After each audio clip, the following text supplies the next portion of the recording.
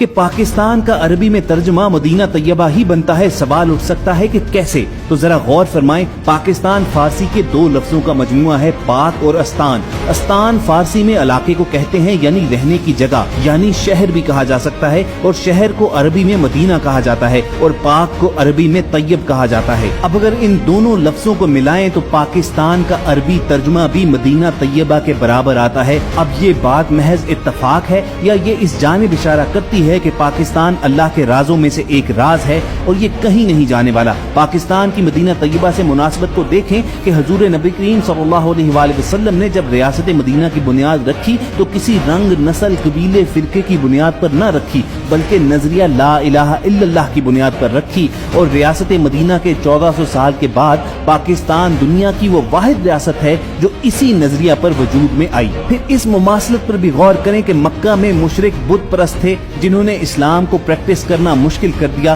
तो हिजरत हुई और मदीना तैयबा की रियासत वजूद में आ गई।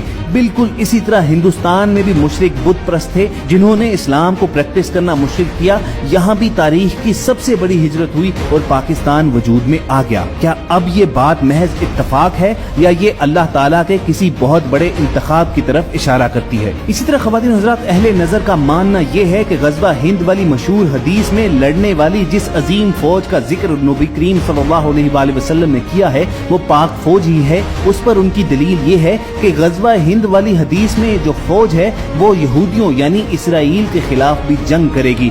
आज इस खित्ते में जो भी इस्लामी मुमालिक हैं उनमें से सिर्फ पाकिस्तान ही वो वाहिद इस्लामी रियासत है जिसकी बैक वक्त इसराइल और इंडिया के साथ मामलात खराब हैं और कई जंगें भी हो चुकी हैं। चुनाचे ये शर्त न अफगानिस्तान पूरी कर सकता है, न बांग्लादेश और न ही ईरान। इसीलिए अहले नजर इस बात के कायल हैं कि रसूल करीम सल्लल्लाहु अलैहि वसल्लम ने जिस फौज का जिक्र किया है कि वो हिंद को फतह करने के बाद अहले यहूद से लड़ेंगे और उन पर फतह